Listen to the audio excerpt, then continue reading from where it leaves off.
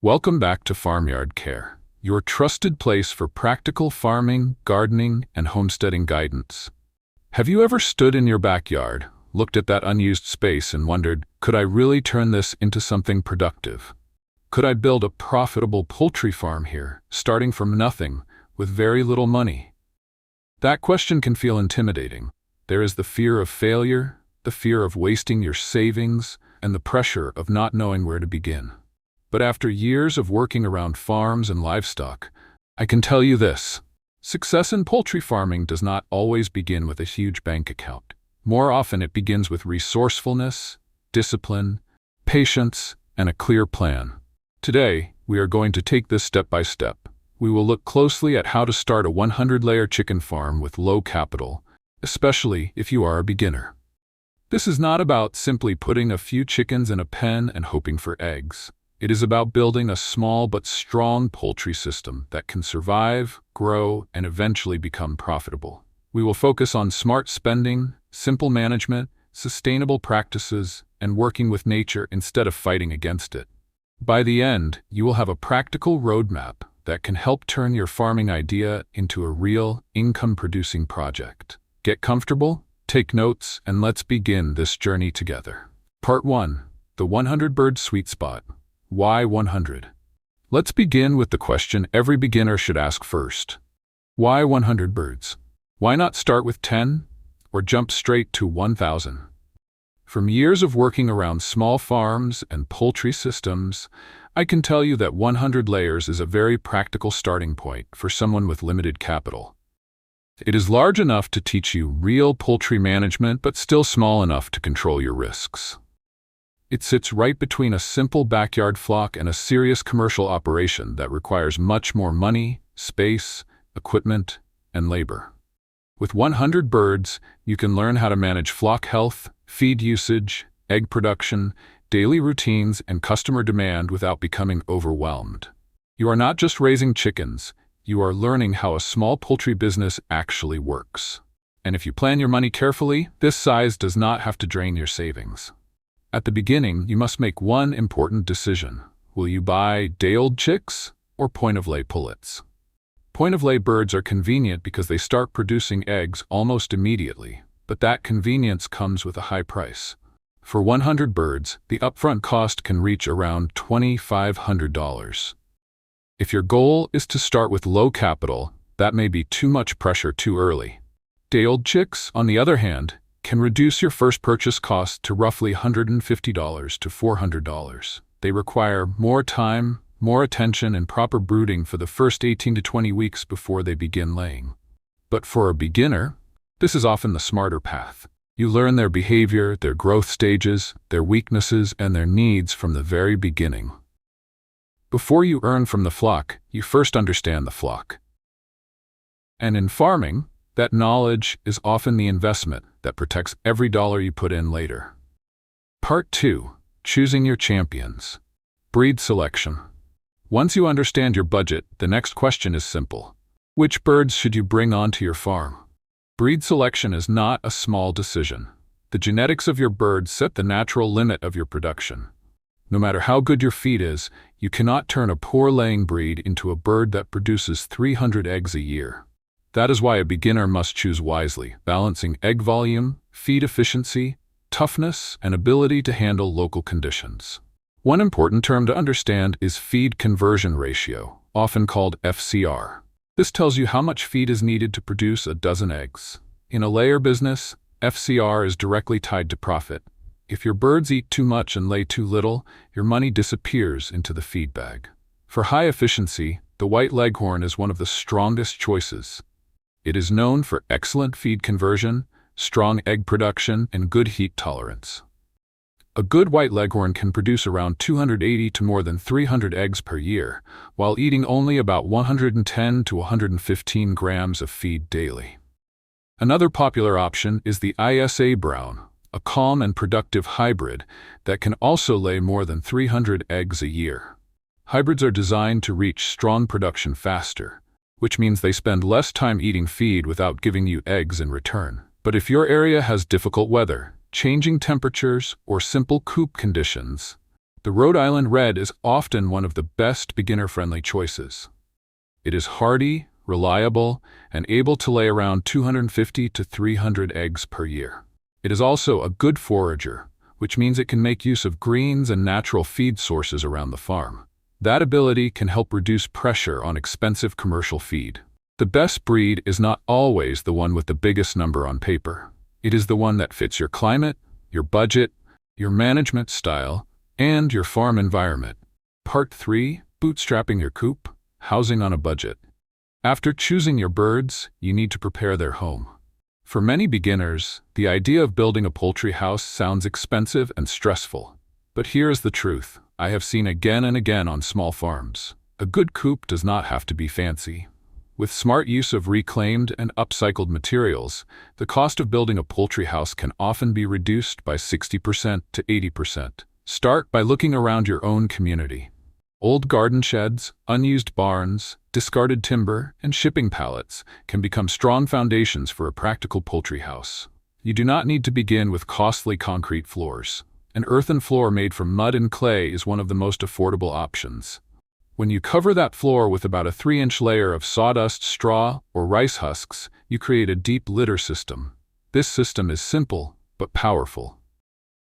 It helps provide warmth and insulation, reduces leg injuries, absorbs moisture, and supports natural microbial activity that can help suppress harmful organisms over time. When managed properly, deep litter can make a low-cost coop more comfortable and healthier for your flock. For the walls, use what fits your climate. In tropical areas, bamboo is an excellent low-cost material because it is strong, available in many places, and allows good ventilation when woven or spaced correctly.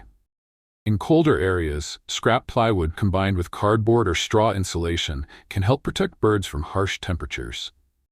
For roofing, be careful with corrugated iron in hot climates because it can turn the coop into an oven. Thatch grass, where available, can provide much better natural insulation. Building a poultry house on a tight budget is not about spending the most money.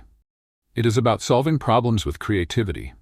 Look at what others throw away and ask yourself, can this become shade, shelter, airflow, insulation, or protection for my birds? That is how a low-capital farmer turns waste into value. Part 4. Equipment on a dime, feeders, waterers, and nests. Now that the coop is built, it is time to make it work properly. For 100 birds, commercial feeders and drinkers can easily cost hundreds of dollars, and for a beginner working with low capital, that money may be better used for chicks, feed, bedding, or basic health supplies. The good news is that you can build strong, practical feeding and watering systems with simple materials like PVC pipes, plastic bottles, buckets, and reused containers. For gravity feeders, one simple method is to use large 20-liter oil drums or plastic buckets. Cut feeding holes near the base, place the container in a shallow tray, and allow the feed to drop slowly as the birds eat. The most important thing is to keep the feed dry and protected. Always use a lid, because wet feed spoils quickly, attracts pests, and leads to waste. In poultry farming, wasted feed is one of the quietest ways to lose money every single day. Water is even more important. A laying flock must have clean water available at all times. Using a 21mm PVC pipe fitted with poultry nipples can give you a simple gravity-fed or low-pressure watering system. This helps keep the water clean because the birds cannot scratch litter, manure, or dust into it. Dirty water is one of the fastest ways disease spreads through a flock, so a clean watering system is not just convenient, it is part of your health protection plan. When the hens begin laying, they also need quiet, comfortable nesting spaces. You do not need expensive metal nesting boxes. Old dressers, fruit crates, wooden boxes, or 20-liter buckets placed on their side can all become good nests if they are stable, dry, and comfortable. A small front lip helps keep the bedding and eggs inside. Provide about one nest for every 5 hens, and place the nests in a darker, quieter part of the coop. Add soft, clean straw so the birds feel secure, and the eggs stay cleaner and safer. Part 5. Mastering the menu. Nutritional sovereignty. Now we come to the part that often determines whether a small poultry farm survives or fails. Feed. Feed is usually the largest operating cost in a layer business, often taking up 70 to 80% of total expenses. If you are starting with little capital, You cannot afford to depend blindly on expensive retail feed without understanding what goes into it. You need to take control of nutrition by learning basic feed formulation and using alternative feed sources wisely. A laying hen needs a careful balance of nutrients. She needs around 16% to 18% crude protein to support feathers, body condition, and egg albumin. She needs carbohydrates for energy, and she needs about 3.5 to 4.5% calcium to produce strong eggshells. If calcium is too low, you will see weak shells, cracked eggs, and lost income. One smart way to reduce costs is to buy ingredients in bulk and mix them on site. Ingredients such as maize, soybeans, wheat bran, corn, and wheat can become the foundation of your ration. Corn and wheat can provide a large part of the energy base, while soybean meal helps supply the protein. By mixing your own feed carefully, you may save around 20 to 30% compared with buying pre-packaged retail bags. To support calcium needs, you do not always have to rely only on purchased oyster shell. Used eggshells can be dried, ground into fine powder, and returned to the feed system as a recycled mineral source. But if you want to go even cheaper and more sustainable, look at natural protein sources. Black soldier fly larvae, often called BSFL, are one of the most useful options for small farms. These larvae grow on organic waste, such as kitchen scraps and manure, then convert that waste into a rich feed source that can contain around 40% protein. A simple bin can be set up so the mature pre-pupae crawl up a ramp and drop into a collection bucket. It costs very little, reduces waste, and chickens love them. You can also raise earthworms in a simple compost bin using vegetable peels, coffee grounds, and other suitable organic scraps. Worms provide natural protein and beneficial fats for the flock. Another option is azala, a fast-growing aquatic fern that grows in still water and offers a good nutrient and mineral profile. When you use these alternatives properly, you are not just cutting feed costs. You are building a small closed-loop system where farm waste becomes chicken feed, and chicken production becomes more sustainable. Part 6. The Invisible Shield. Biosecurity and Health. After all the work you have put into your birds, your coop, and your feeding system, you must protect the flock. In a 100-bird operation, losing even 10 birds means losing 10% of your capital. That is a serious hit for a beginner. This is why biosecurity matters so much. It is not something only big farms need. For a small farmer, biosecurity is one of the most important survival tools. Biosecurity is not just one product or one action. It is a set of habits and a way of thinking. Start with what I call the boot rule. Footwear is one of the easiest ways to carry disease into a poultry house. Keep one dedicated pair of boots for the coop and do not wear them anywhere else. At the entrance, use a foot bath with a properly diluted bleach solution. This simple habit can greatly reduce the number of harmful organisms brought into the poultry area from outside. Next, protect the flock from wild animals and predators. Rats, weasels, and other tunneling animals can injure birds, steal feed, spread disease, and destroy your peace of mind. Dig a trench around the coop perimeter, about 6 to 12 inches deep, and bury the wire mesh into the ground to block animals from digging under it. This small effort can prevent big losses later. Wild birds are another serious concern because they can carry diseases such as avian influenza. Your ventilation openings should allow airflow, but they must not allow wild birds to enter or reach the feed and water. Use netting or mesh on all open points so your chickens stay protected while the coop still breathes. Finally, do not skip vaccinations. A proper vaccination program is your safety net. Protect chicks against Marek's disease at day 1. Follow with Gumboro between days 10 and 14, Newcastle disease around days 18 to 24, and fowlpox at weeks 6 to 8. Good health management does not begin when birds get sick. It begins long before that. Keep your protection strong, because in poultry farming, prevention is always cheaper than treatment. Part 7. The 31-week roadmap. Patience and routine. Now we need to talk about patience, because poultry farming is not a quick money game. When you start with day-old chicks, you are not buying instant production. You are building a flock step by step, and that process requires a clear roadmap. Many beginners underestimate how much happens before the first steady basket of eggs arrives.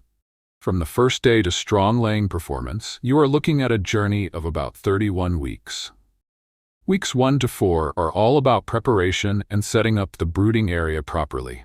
This is where you make sure the chicks have warmth, safety, clean bedding, fresh water, and the right starter feed ready before problems appear.